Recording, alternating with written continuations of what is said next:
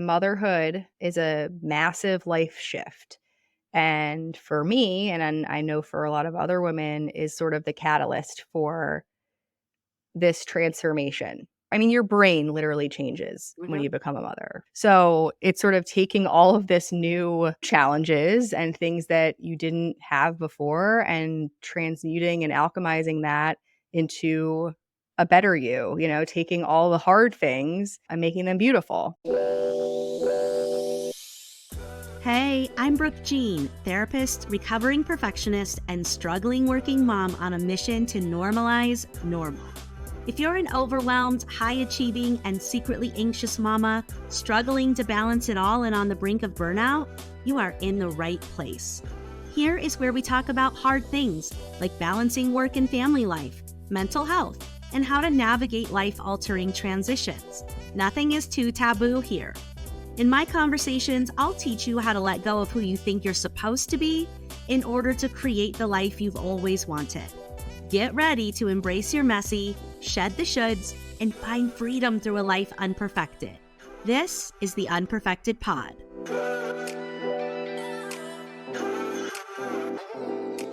I am so grateful that you're here and very excited to share this week's juicy conversation with you.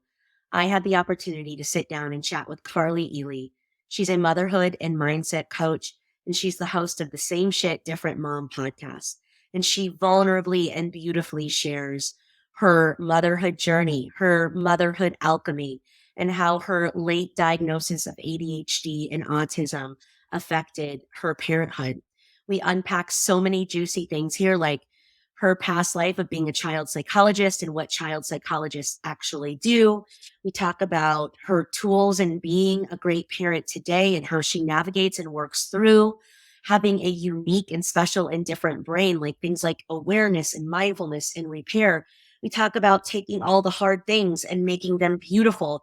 We talk about, what it means to be overstimulated by your children and all the things. And basically, this is just such a beautiful story about how motherhood cracks us wide open in hard and beautiful ways and really helps us become the most authentic expression of who we are. I love Carly's energy. She's hilarious. She's brilliant. And I just really appreciate how vulnerable she was in this conversation. So if this conversation serves you in any sort of way, I would greatly appreciate if you would share it with a mama, because when I think back to this conversation, I imagine so many moms coming out of shame where they've been blaming themselves that they lose it with their kids or they're overstimulated by their children. They come out of shame and they start to take steps forward to heal and to become and to thrive. And girl, that is the mission. So please share it on Instagram, tag a mama that you love, or just directly send the link to a mom that you think would benefit. And anyways, I'm just so grateful for all of you for being here and being part of this conversation. I love you.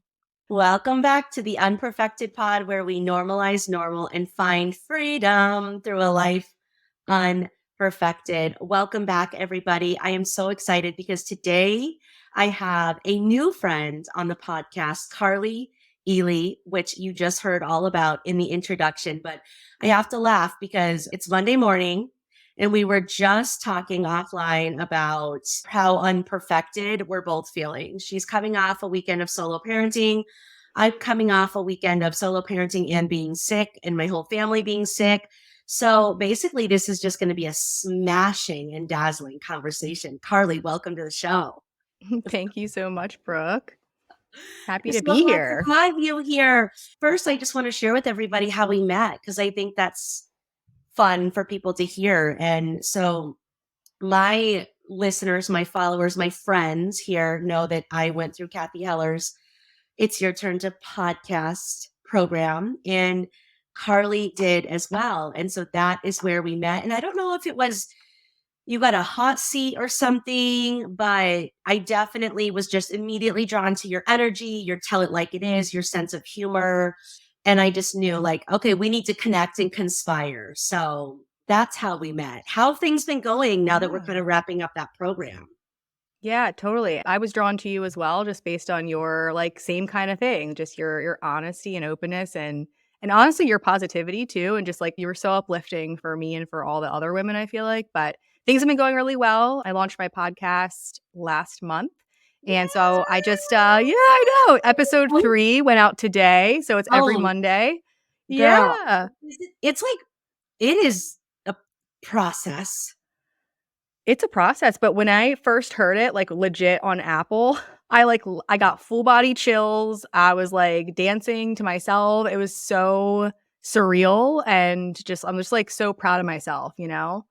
So proud of yourself. Like, I don't think people realize how much goes into putting your voice out into the world in that way. Like the Mhm. vulnerability, the trying new things, the tech piece. There's just like so much. What led you? We're just going to get right into it. Let's do Okay. it. What led you to wanting to do a podcast in the first place? Yeah, so I have been kind of a presence on social media, mostly Instagram, and I've been doing that for the past couple of years. I had a blog and things for my business, but podcasts are really the way that I like to consume information and just like consume, and learn things and kind of connect and feel like I get a really good understanding of stuff through a podcast format. And I feel like I'm better to, explaining myself and my deal, Mhm. using my voice as opposed to trying to like type something out or just in a quick little, Instagram caption or whatever. So I really wanted to do it for that reason. And then also, like you said, kind of in a personal note, just to start to like get my voice out there. It's like probably one of my biggest fears is like public speaking, and it always has been. So this is kind of a really big step for me personally in my kind of growth journey. So I yeah. love it. I love it. I know it's like if you're not doing something scary every day, what are you actually doing? And this is something so scary, but also so fun and so fulfilling. Okay, so you have two kiddos. First, let's get to know you. You've got a couple kiddos, and then I definitely want to get into this beautiful transition that you're in inside your business right now. So tell us a little bit about your family situation. Yeah. So I have 2 kids, like you said. I'm married. I live in Richmond, Virginia. My kids are just turned 3 and just turned 5. So they're almost exactly 2 years apart. Let's go back up here. I've been a school psychologist for I think it's going on 10 years. I kind of stopped counting. Yeah. Wait, why? Why? It just things got weird, I think, in the pandemic, and that's when I started my side business also, but just the overall, like, vibe of schools at this point, it's just kind of like it's not lighting me up, and also it's just from a perspective I have now, which we'll get into a little bit of, like, what I do as a school psychologist, it just doesn't feel as helpful as it once did.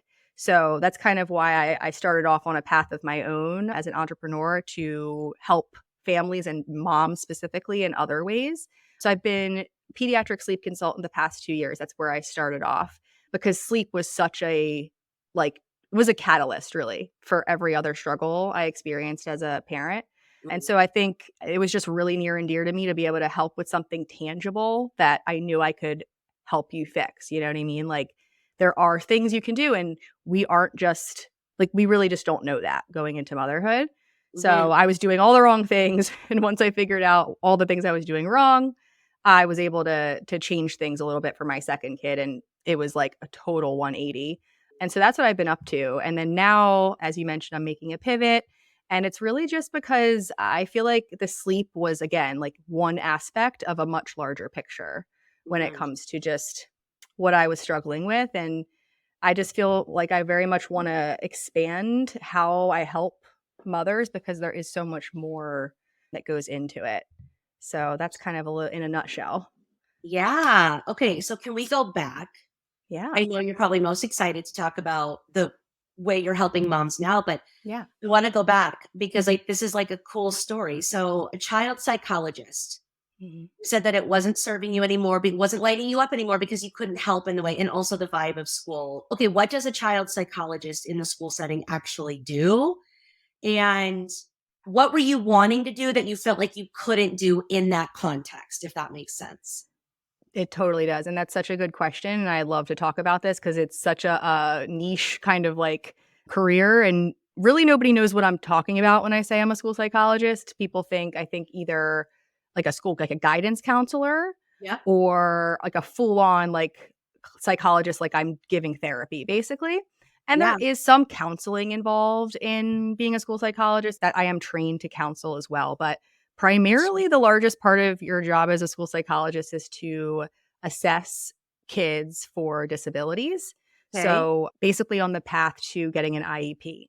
So, like, if you have a concern about your kid, or a parent or a teacher has a concern about your kid, they make a referral and then we make test them. And that was my role, was to give like evaluations to determine if a kid meets the criteria to be given that IEP. So it's very like clinical, cut and dry. There are every school district, because I've worked for multiple school districts, have like different rules. It's very much like the Wild West, and kind of everyone does their thing differently. Mm. But it's also at the same time like very inflexible to an individual person. Like, it's just not really conducive for if you're like, oh, I definitely can see that this child is having a really hard time, and the parent comes and they're crying and they're, they know the struggle that their kid is dealing with. And we at the school level really just only have so much control of like if they get services or don't. And it was just starting to bum me out, because fast forwarding a little bit, when I had my second child, like a year into that, I started to feel like just feelings I never really had felt before on a different level, like beyond postpartum depression stuff and things like that. It was like a different type of hard. And I ended up getting evaluated myself and finding out late in life at 33 that I actually have ADHD and autism myself. And it was like a very like a moment, because I'm a literal psychologist. Like, I'm trained in assessing and recognizing this in other people. And yet I literally, it was not on my radar at all. Never in a million years would I have thought that about myself. So it's just, it kind of really like zoomed me out of the whole thing. Like, all right. And then now I find myself sort of like sitting there in a meeting and just thinking to myself how I'm like, yeah, I can tell that, like, based on what I'm hearing, this child fully probably has something going on, but there's not enough data for us to see it. And like, there wasn't any data to see it in me, like objectively, from outsiders' perspective. So it's like, it doesn't make a lot of sense for me anymore, if that Mhm. makes sense.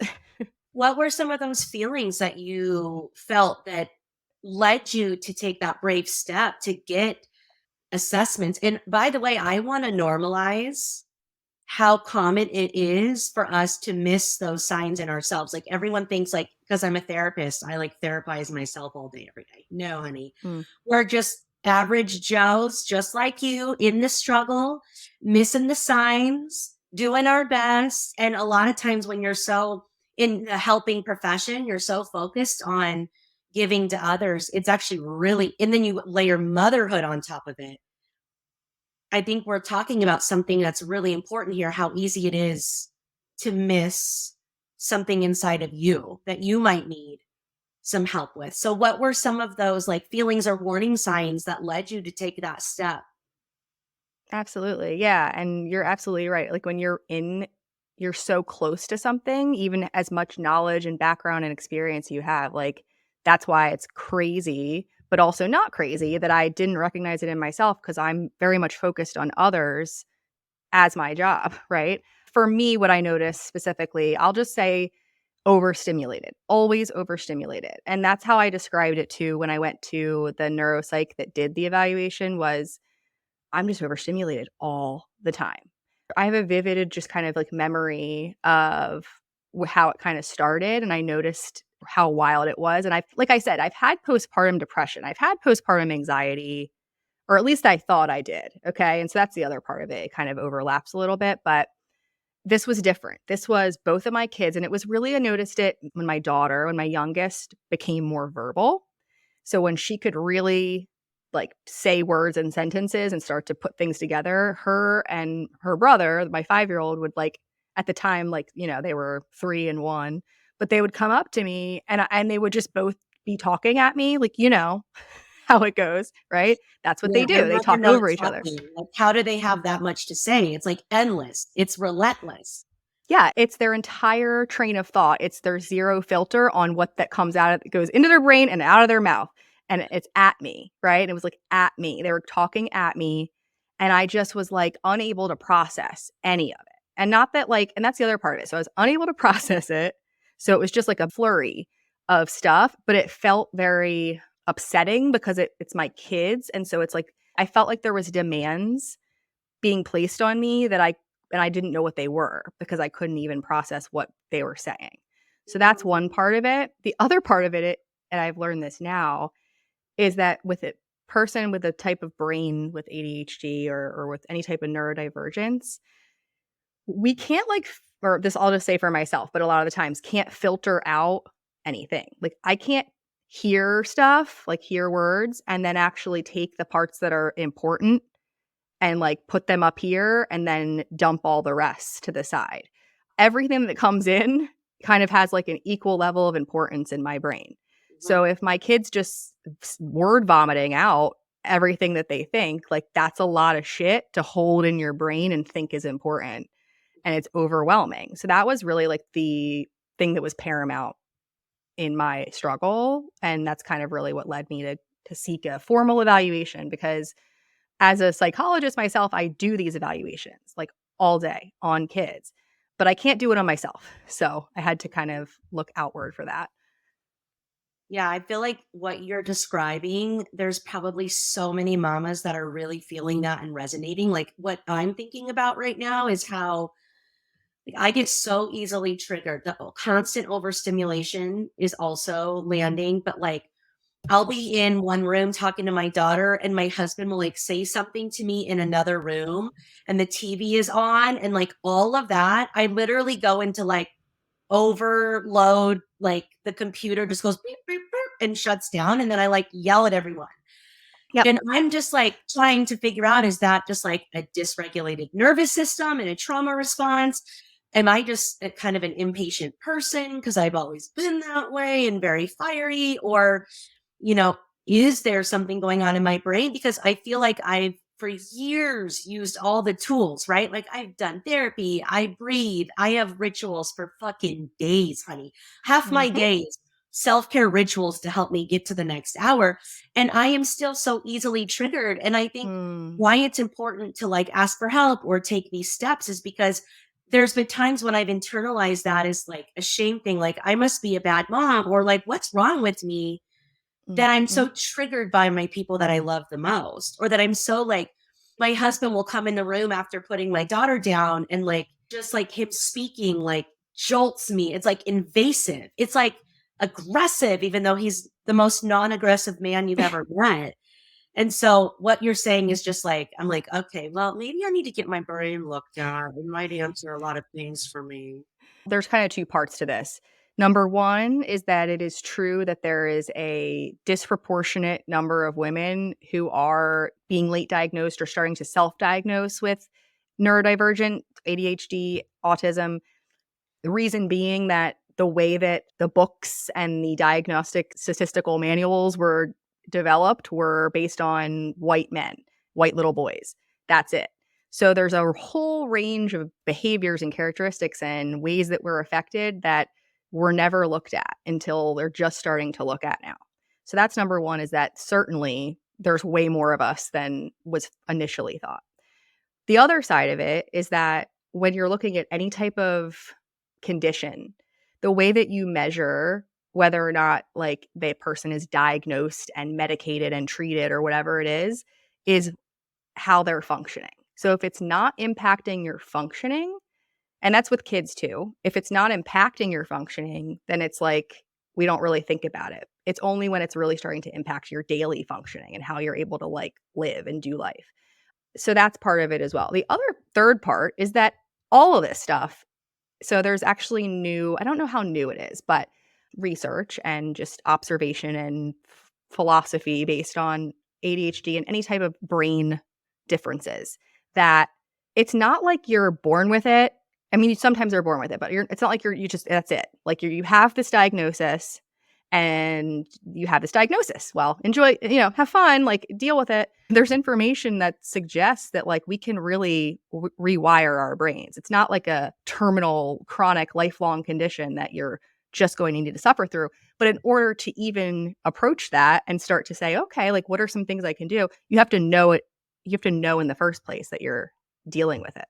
Mhm. So if you don't know and you're just like you said, just sitting there and you're like, all the time, just like super heightened, and your nervous system's just on fire all the time, but you have no idea that like this isn't normal because your body's just always feeling like that, then there's really not a lot you can do. So for me, it was a step process. It was like, oh shit. Well, this isn't me. I'm not just a fucked up, shitty parent.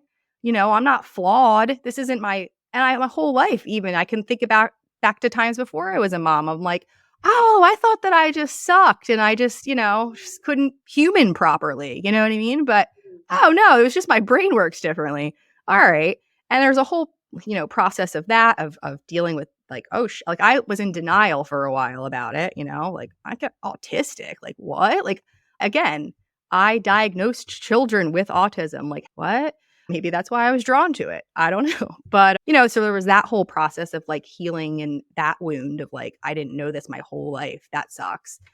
And then after that, it's all right, well, but there are things that I can do to help myself. This isn't like a sentence that I have to just deal with, and that part has been the real empowering part that I feel very, very called to just help others with because it's a real mind fuck, like the whole thing, all of it. Motherhood, especially if you end up finding out you're neurodivergent, all of it. So, Oh my gosh. Okay, so I love what you said around it's not a sentence.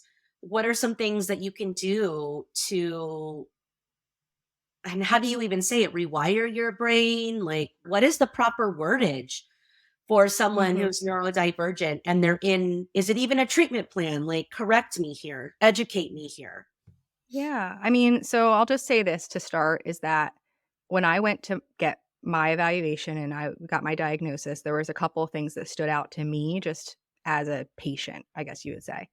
Number one was that when I was given my results, so when I was, he went over everything with me, it was again denial. I'm like, "Are you sure?" Well, Cuz that's a big thing to swallow, especially when you've gone your whole life not knowing that about yourself.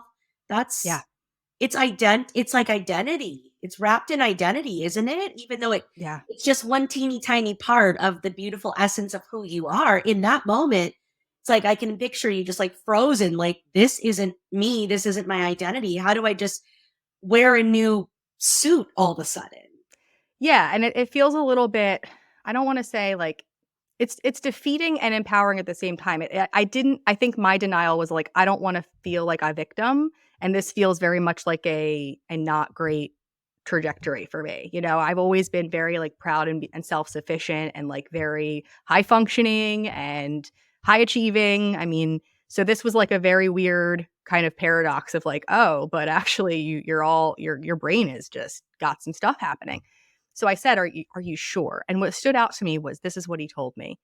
"Yeah, I am sure, because look at these scores." And I know the scores, but I'm looking at him. He's like, "The profile you have, like the cognitive profile you have, there are 2 options. Either you have ADHD or you have a traumatic brain injury. Because here's why. The discrepancy, the difference between my IQ score in general, like it was pretty high, right? Like it's in the upper high average, above average range is my overall IQ cognitive ability. Like the areas that indicate that you have trouble with attention and control and impulsivity and all this stuff were in the very below average, like extreme.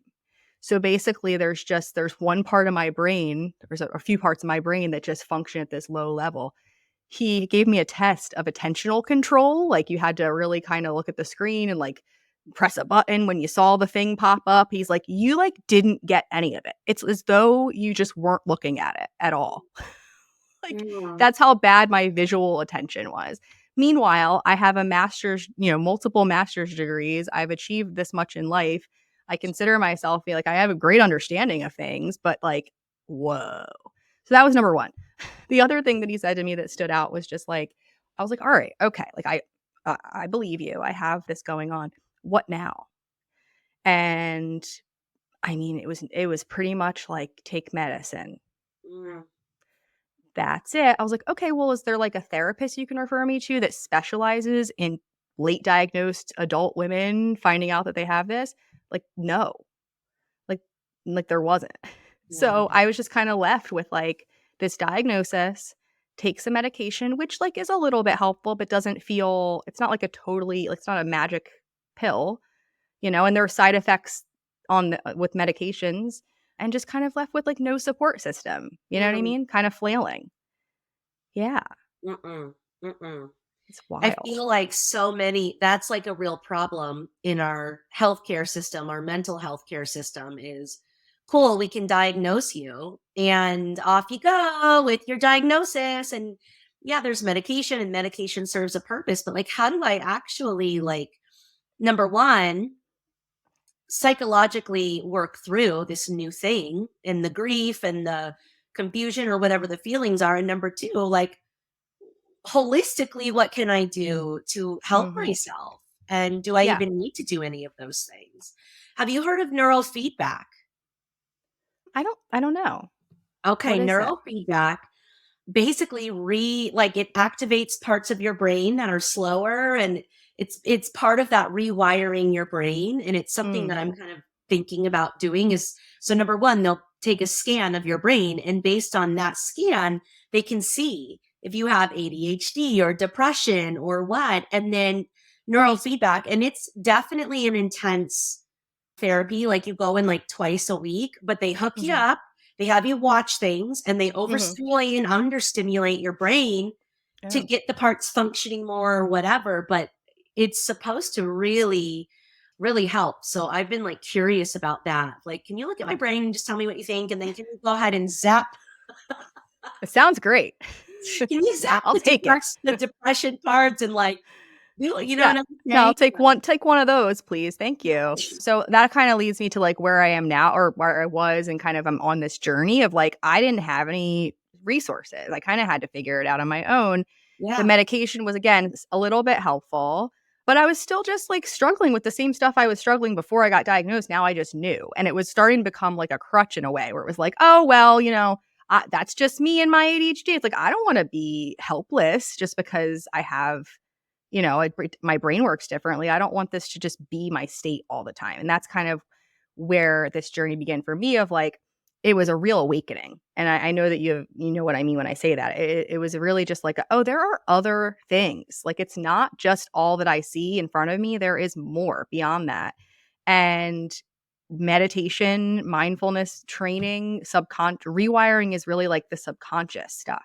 It's going backwards in your own childhood to figure out why is like you said, why is this so fucking triggering to have my husband talking to me, my kids talking to me, the dog barking and the TV on, and then someone asks me a question and I feel like I'm going to lose my fucking mind and I just scream at them because Mhm. that was me. Yeah. And I mean, sometimes it still is. I'm not perfect. Like there's no perfection here, obviously, but Uh, like like this is where I'm at and I'm like this why? Like why is this piss me off so much?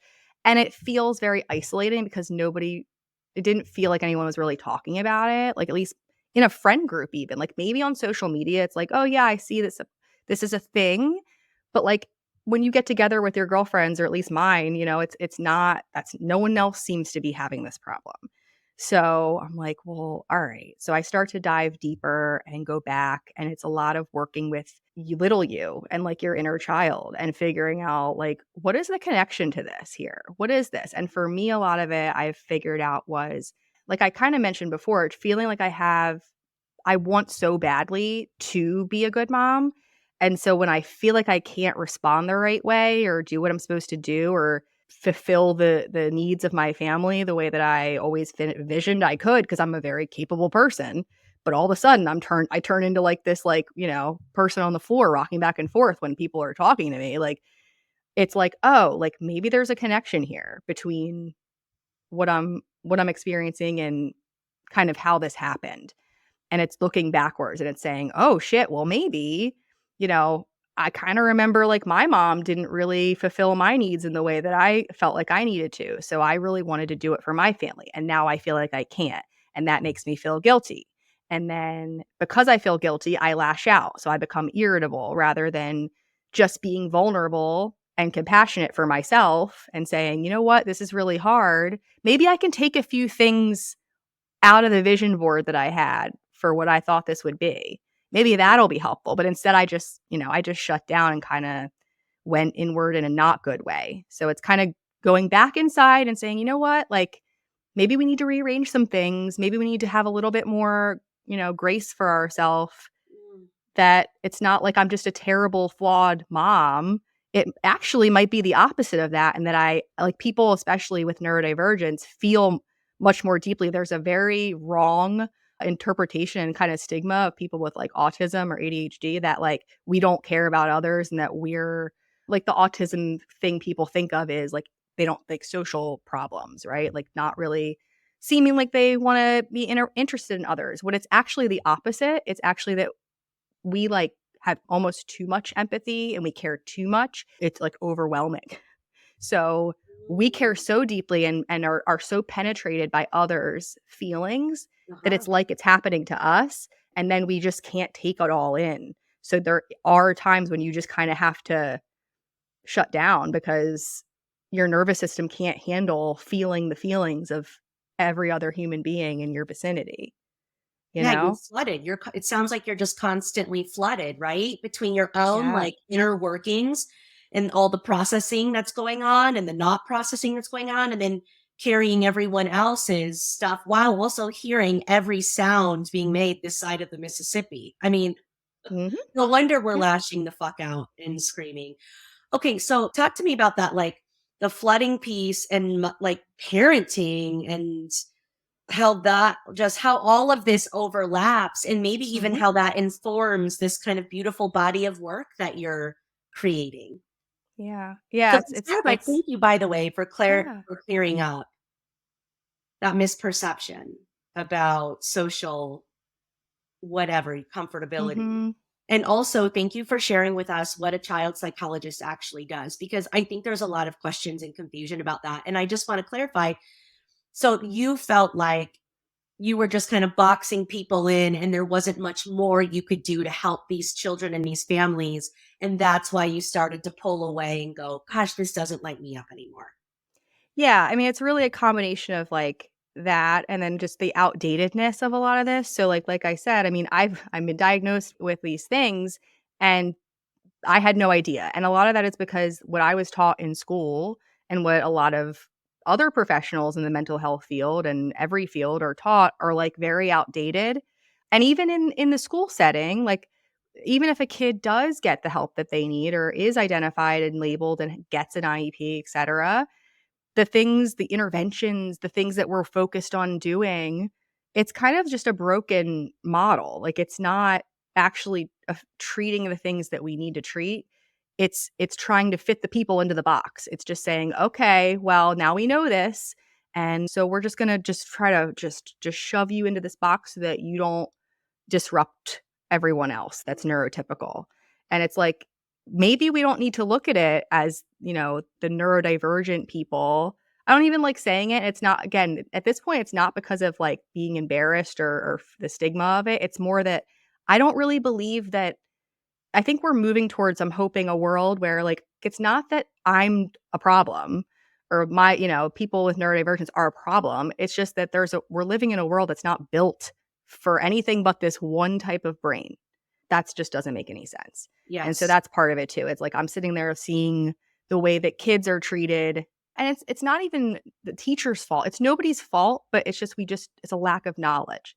Yeah. And now being on the other side of it and saying, "Oh, okay. So, like, I have this, and if I had known, like, and if I were a little bit less, because females tend to be not diagnosed also because we're quieter, we internalize it. So instead of being like a problem behaviorally and it being very obvious, we turn it inward and then we suffer and have to deal with the down the road, like now, when we become mothers. And so that was, that's part of it too. But yeah, so I forgot the beginning of your question, I'm just gonna be Yeah. honest. Well, because there was like 4 questions and 4 Okay. comments in there. That was Yeah, a I can't do that. I just Remind me. remind me, where are we going? Okay, so your story from child Yeah. psychologist to pediatric sleep specialist. Let's keep moving down the Yeah. road and get you to your current thing. Sure. Yeah. Yeah, so the pandemic kind of showed me there were other options. I got my certification as a sleep consultant because again, it was the catalyst. I mean, really like lack of sleep for somebody who has a who brain that works like my brain. So neurodivergent, highly sensitive people, right? Anything you want to call it, whatever you want to say, where it's like a little bit different, we need more sleep. Having our sleep disrupted, mm, it really just can spiral. That's what that came from. And so I worked with families, helping their children get more sleep, helping them get more sleep. And then I kind of felt like there's more here. And it all kind of circles back to sleep is one symptom. Like that's one part of a much larger sort of puzzle. So it's not so much that I'm not as still very passionate about sleep. I love my sleep. I want to help people with sleep if they want the help, but it's more like what do we need? Are you getting your basic human needs met? Cuz sleep is one of those. If yes, like let's move on to the higher level, deeper stuff. And that's sort of where I am now because I feel like motherhood has been this catalyst and it sent me to on this whole like voyage to go into myself, and it was painful and hard. But if it hadn't, I would just be Where would asleep we be? still. I would just still be going through life asleep, having the resources I have, but also missing like a whole other portion of myself I would have never discovered, I don't think, if it hadn't been for kids. And I know that I'm not the only one dealing with that. Maybe you don't know yet, or you feel like there's something missing and you just don't know what it is. And, it's also around the time when you have kids, 33, 34, 30s, early 30s, late 20s, whatever it is, where we kind of like have done all the things. It's like all the goals, we have these goals and we go through them. And then we get to a point where like I've reached all the goals I set out, but yet there's still like, it's still this feeling of like, is this it? And then that makes you feel like shit because Mhm. you're like, well, what? I have a beautiful family. I have so much to be grateful for. I've achieved all this stuff. But like, why am I still not happy? Right. And that's because we have to look deeper. Like, there's deeper shit that we like don't think about until we have to. And that's Mhm. sort of where we are? And what has that journey been like for you? This kind of like awakening to the deeper shit, or because that realization that we've checked all the boxes, but we lack real fulfillment or connection or whatever it is. What has that been like for you? It's been really like, everything. It's been everything. Yeah. It's been all the feelings, and it's hard, hard work to, like, look at yourself and all your stuff in a way that, like, you can go to therapy, like, we if you've been to therapy, but it's not the same thing. It's not putting a Band-Aid on anymore. In order to get to where you wanna be, you have to go through really uncomfortable. That's what healing is. It's the thing that you have to go through in order to reach your fullest potential and like live your life in the way that you want to and feel the way you want to feel. So for me, it's been like really crazy, really hard, but really beautiful because I just feel like I've always felt like there's these certain things about me, right? Like we all kind of have that a little bit, I think. And for me, it's like, oh, I'm this type of person. I'm like shy and I'm like, you know, I don't know what else, just serious, right? Like I have these things that I've always like thought were my personality and like they don't have to be. I can choose to be however I want to be because everything I thought I was is just kind of a result of the conditioning that I was brought up with and that I was in my world. And one thing leads to another thing, and that thing just reflects back, the way things have always been. So you think you're kind of stuck in this box, and like I'm realizing like I'm not stuck in this box. Like I can literally be and do whatever I want, and it's super liberating. And then kind of interesting because you get to like one level and then you're like, all right, I think I'm good. And then you get smacked in the face with like a new trigger and a Yeah. new thing to work through. But as you go through, it's like a game, it's almost like, okay, well, I faced that demon, you know? Mhm. And it makes you feel this like sense of empowerment and strength, I think for me, that I've never really felt before because I never allowed myself to. So it's been a ride. So you don't have to answer this question if you don't want Yeah. to. I always Okay. preface it with that. But what has been the hardest and heaviest thing you've had to heal in this Hmm. journey? That's a good question. Or I even just think, something lately, because you're so right. yeah. It's like you start to heal the wounds of your childhood. You start to heal the wounds of the conditioning, and then a new trigger hits, and it's like a new layer. It's not that you haven't done the work, it's a new layer of the work. But, I agree, motherhood becomes this like mirror to our deepest, corest wounds. How fun is that? How fucking fun is that? And you're like, "Oh, okay, there's like a bullet hole deep down in there that I need to work on." But what's been something that you've had to work through or on? Yeah. Yeah. I think my own inner child, my motherhood, my mother wound. I don't know if you've heard that term before, What but is the mother basically, wound? the mother wound, and I want to give credit to whoever is credit is due. It's not me that made this up. I'll just say that. But essentially, it's looking at the way you were parented, mothered specifically, and what that looked like, and realizing that there are ways in which your own mother was not able to fulfill your needs and give you what you specifically needed. So it's saying, like, for me, I don't feel like I ever really was like, she didn't seem very interested in me, right? Like in me. Maybe it was like I found my acceptance from my family and I got my love, I guess, in my soul from achieving, right? Like, so if you do well at academically, you get, here's a pat on the head, it's okay, you're quiet, you don't You're a cause good a girl. fuss. You're a good girl, right? So, okay. And then that ultimately ended up not being the case. I did end up rebelling at a certain point, but even then, I still didn't have that knowledge of like, why am I doing this? Mm, And I think that was really hard to deal with my mother because there was no big T trauma there. It wasn't like I was abused or neglected. It wasn't like that, but that doesn't mean that my experiences aren't valid and that there was some little T trauma there, right? Like there was some absolutely. like I'm not getting my needs met. And also recognizing that, like, there's the limitations, I guess I would say, the limitations of my own mother, why her limitations were present, because I know she meant her best, but at the same time, like, she just didn't know what to do either. And then Mhm. seeing the way that was affecting my parenting of like, I didn't get this, so I don't know how to give it. Yeah. I know I want to, Mm, right? But I don't know how. And so mm, that can make you beat yourself up of like, I don't have a reference point here. And I don't even really know why. It's like part of the triggers too. It's like, this is triggering me. And I think it might be triggering me because I don't know how to deal with it. And I know I'm used to knowing how to deal with stuff. And this is one thing I just can't access because I just don't have a point of reference. mm. That's been hard.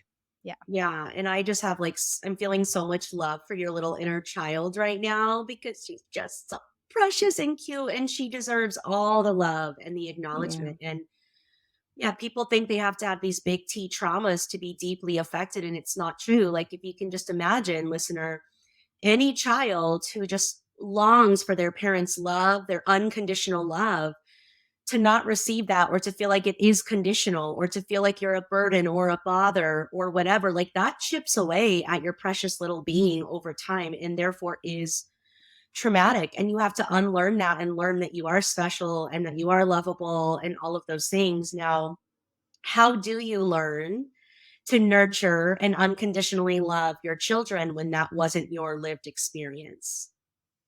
Yeah. I think for me, it's been the more that I do the work of uncovering all this and chipping away at this kind of stuff because it's not obvious. Like, I am a kind of person, I'm a deep thinker. Like, I've been through some things and I'm introverted. Like, it's not obvious stuff. And so I think that the root of it is like you actually have to find a way to get to it, first of all. Yep. Because it's, again, like, it doesn't have to be that you remember this stuff. Like, a lot of it I don't remember, right? Like, I don't remember the specific events in which I felt this way, and it doesn't have to be a bunch of stuff. It can be just like a moment when you got a look from someone that you interpreted as being, you know, ashamed, you felt ashamed, and that can just kind of like carry through for your whole life. And so the way that I've been able to kind of transmute that is with my own kids is recognizing it,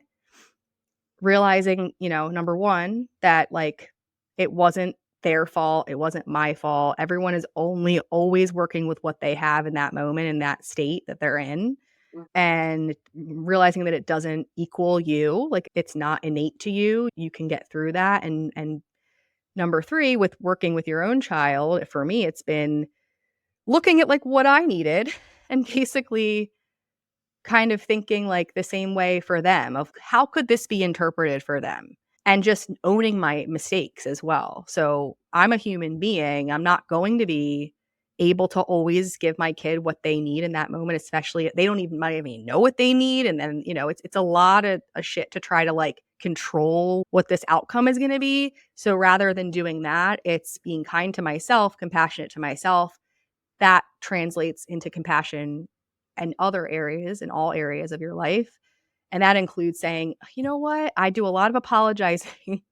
I do a A lot lot of of repair, a repairing, lot of repair around here. a lot of repair around here. And just accepting, like, at the heart of it, it's accepting my kids for who they are. Yeah. Is this fucking annoying that you're my 5-year-old's like whirring in my ear and like making some kind of noise over here? But yeah. But like they're not bad. Like they're not a bad person, like not shaming them for things that I think, a lot of us were not intentionally made like shamed for, but kind of, like that's, you need to stop that. That is not acceptable. And it's Mhm. like, who the fuck are we to be telling, any Kids not to human be what's kids. acceptable? It's like, are you Right. gonna tell a dog not to behave like a dog? Are you gonna tell a child not to behave like a child? Yes. Hmm. They have lots of energy and lots of things to say and annoying sounds, and it is annoying, and also we can't shame them for that. Yeah. And then finding ways to regulate myself in those Yes. moments because as much as I don't want to shame them and say anything that's going to make them feel any type of internal like self-hatred or anything like that, I also need to keep my sanity. So for Yep. me, it's a lot of like self-regulation, co-regulation with my kid, taking a lot of pressure off of myself. At the end of the day, it's like I put a lot of pressure on myself for many years, and it's like, we're all just human beings, and the more I take the pressure off, the less they feel it because your kids feel your energy. It's apparent to Totally. me now. So, Totally. They'll mirror back your energy. They'll match your mhm. energy. Yep. Even if you're not saying a word, it'll come back. You'll see it. So, Yeah, I mean, you said so many powerful things there. Like, number one, to acknowledge that you maybe weren't parented in the best way is not to point the finger and blame anybody. And I think sometimes people don't choose to heal because they don't want to blame their parents. It's like, that's not what it's about. It's about honoring and acknowledging your own woundedness, your own hurt, and then choosing to do better. And what I love about what you said that I think are like such key tools in my parenting and life toolbox is like awareness and mindfulness. You're like, whether you struggle with a mental health issue or any of the things that we've talked about today, if you can build your awareness and you can build mindfulness, you are fucking crushing the parenting game. Like you are already more than half the way there. Like you are a good enough mom. If you are, and then the repair piece, woo, like that is all it takes. Like our kids don't need us to be perfect, but they need us to be awake. They need us to be present and they need us to be human and to own our shit. And so, yeah, we might need to do some repair, but that is more than okay. There's so much good that we teach our kids when we can do that. yeah, 100%. I mean, I don't ever remember being apologized to or having, any parent figure kind of, or any adult really, right? Like own their own role in things and say, you know what, like I was feeling this way, like it doesn't have anything to do with you, because they can't tell. Like as children, like our brains take in everything. We're very egocentric and we think everything is a result of us Mhm. as a small child, and that's a big deal to like, that's a lot on their shoulders and on our shoulders as kids to like think that everything we do is causing everything. So the more that us as adults can say, like, separate that for them, I think that's a big deal. It doesn't feel like a big deal a lot of the time, but like these little things are really what adds up. Yeah, I get like tickled pink now instead of ashamed when my daughter just announces to everyone that mommy's working on her yelling. Like, she's just like, "Yeah, my mom's working on her yelling." And I'm like, "Listen, okay, I I am, want okay? to listen, you may have some judgment. Okay, that's yours to carry. But the fact that my daughter like knows what mommy's working on and like we own it and it's not a scary thing to talk about, like, I just think that that's really important, and I think it's also really important when somebody like me who's in a helping profession that people tend to put on a pedestal when they shouldn't, when I can, like, demonstrate my flaws, I hope that that allows other people to say out loud, "I have this struggle too," whatever that might be, because once we say it out loud, then we can get busy working on it versus being stuck in shame around it, but it's kind of funny, when the therapist's child is announcing that you know, her mommy's working on her yelling, so that's cool. We I got that love that. in our family. Well, the other day on the way to swim class, we all had a scream fest in the car because we were all feeling a little tense. So we just had to let that out. And we're just sitting in the parking lot, just letting it rip. I'm sure anyone that walked by was like, the fuck. What's happening with but the family? you know what? It's healthy and it's good. And it adds levity to everything, which I think is another huge helpful part. Absolutely. Okay, so let's talk about the way in which that you love to work with and support moms now. Like first I want to say thank you for sharing so much of your story and who you are so honestly and vulnerably, and I just have mad fucking respect for you and just being willing, like, I just feel like this is going to help a lot of people. You sharing all these beautiful parts to who you are. And how does all of that add up to the way in which you want to do this beautiful work in the world? Oh, thank you so much, first of all, for saying all that. It means a lot because, yeah, it's been a road and it's hard to be vulnerable and to share this stuff. So I really appreciate that. So the way that I'm hoping to work with mamas is I would like to create a container for them to have a pathway to get to this point in a quicker, more efficient way than I did because I was really just kind of putting my own roadmap together and trying and failing and getting frustrated. And it's really hard to commit and keep going when you just kind of feel like, number one, you're alone in it and you don't really, no one else can relate in your immediate inner life, right? Like none of your friends are also going on a awakening of of themselves, and maybe they don't talk about it, right? And Mm, number two, just feeling like you hit these walls because you do hit walls, and it is hard.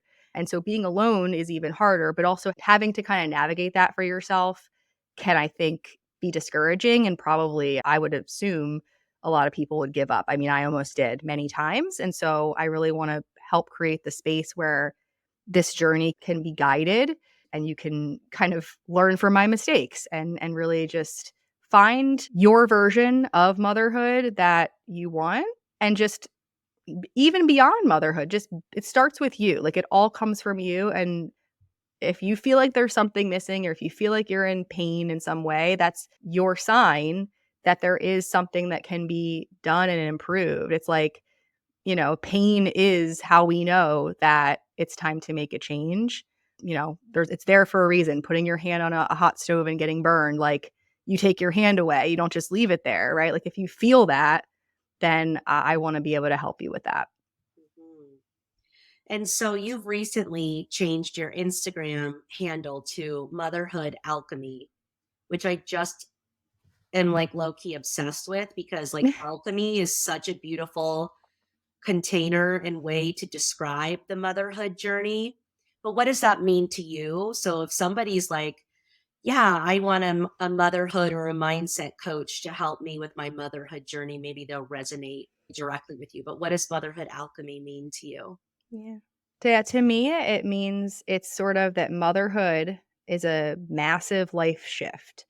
And for me, and I know for a lot of other women, is sort of the catalyst for this transformation. I mean, your brain literally changes when Mhm. you become a mother, maybe indefinitely. They're not even sure.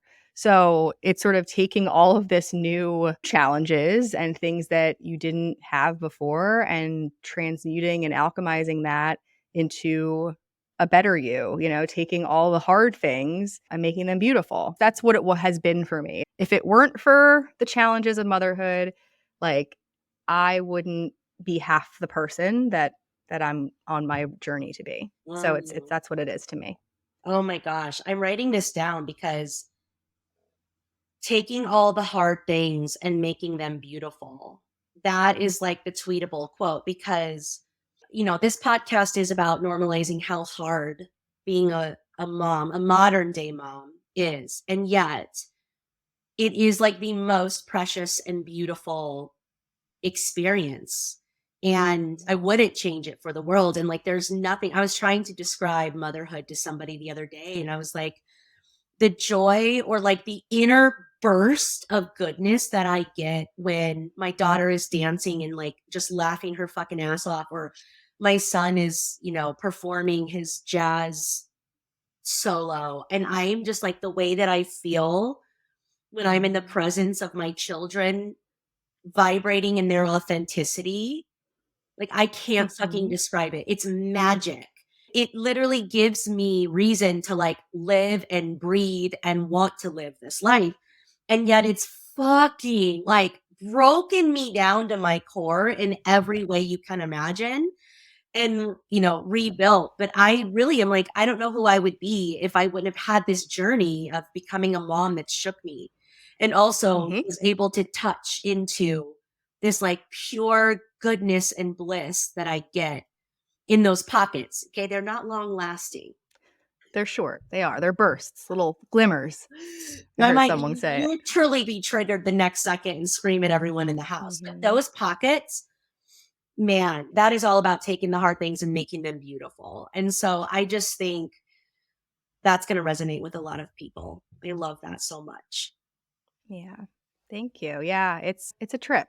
And I think Yeah. too why it's so amazing and so triggering is cuz like little kids, like our kids are like the pure un messed with, unconditioned version. It's like of our their little us in a way. Like Yes. we look at them and we see all the beautiful things that like we haven't seen or thought about in a really long time and felt in a really long time. And then we get triggered 2 seconds later because like we are adults with all of this knowledge and all of this experience. So it's a different way of looking at it, but I love that too. Yeah. And these little beings, because we are living in a different time of parenting where we're trying to conscious parent, the things they say and do are just fucking flabbergasting. Like my daughter's like, everything's terrible. And I'm like, literally, I don't think I could have felt like I could have said that growing up because I was like I that, like know. everything is great and I don't want to be a problem and I don't want to be a burden. So just need to be good and grateful and all the things. And so when my daughter is just like, everything is terrible, it It's at hard. first triggers me. And then I'm like, that's her feeling for the moment. And it gets Right. to be, and it gets to be. But I think that's why parenting is so triggering, is because these precious beings get to behave and say things that our generation growing up didn't think we could say and do. And again, Mhm. that's not to place blame on anybody. It just is what it is. Yeah, and I mean, there's so much of the world that's still functioning from that place, right? So it's like any stranger that walks by and sees your kid doing this, whatever it is like, well, they're a spoiled brat, or they assign these like negative things. They're manipulative. It's like, no, they're just allowed to speak and be treated like a human with feelings. Yeah, yeah. I feel Yeah, like that's like a big trap is we assign so much meaning to our kids' childlike behavior that it has no business. We have no business placing that onto that. It's just a stream of consciousness in a developing brain. It doesn't mean literally. they're going to be assholes and they're going to like not work hard and not contribute to society and not get along with their neighbors and go to prison. Okay? Yep. Let's I let's know. back up. Okay? They're just literally, it's not that deep, dude. It's not that deep. It's not. It's never that deep with these little people. Isn't it wild too how like they can just do something and then you're just, or they're having a big feeling, right? And they're like freaking out, crying and doing whatever. And your whole body is just like fight or flight, nervous system overload. And then like they're fine. 2 seconds later, they've moved on, they forgot about it, and you're just left over here like just super triggered. But like that's why it's gotta let that shit roll, man, because they're not thinking about it anymore. Yeah, they're over it. So that's why it's not that deep. I mean, it can be, but in general. Okay, so where can the beautiful mamas listening to this podcast connect with you, Carly, if they want to learn more or just to work with you? Yeah, so probably the best place would be if you want to DM me on Instagram. It's at Motherhood Alchemy. And I also have a podcast. It's Same Shit, Different Mom. So I have an Instagram for both of those. Beautiful. And for those of you that do want some of her just wisdom around sleep, her Instagram page has just like so much helpful information. Yeah, there's a lot there. And I'm going to still be doing, help with sleep. It's going to be a little bit more just based on your own mental health and what you need specifically. I can definitely help in that way as well. I love it. Well, Carly, thank you so much for taking the time. And I'm so glad that our paths crossed in Kathy's program. Let's stay in touch and let's help these mamas on their journey. Yes. Thank you so much for having me. It's been great. Awesome. And listeners, take care of yourselves and therefore each other. And I will see you all same time, same place next week. Bye for now. Thank you so much for listening to the Unperfected Pod. I hope this episode helped you feel a little less alone and a little more inspired to be you. If you like what we're doing here, I would so appreciate that you subscribe, rate, and review this podcast. If you do, share the episode on Instagram and tag me at BrookeJeanUnperfected to enter to win a 1-to-1 laser coaching session. Also, feel free to join me in my private Facebook community, Mommy's Mental Health Matters, where we continue the conversation. Thanks again for being here and see you in next week's episode.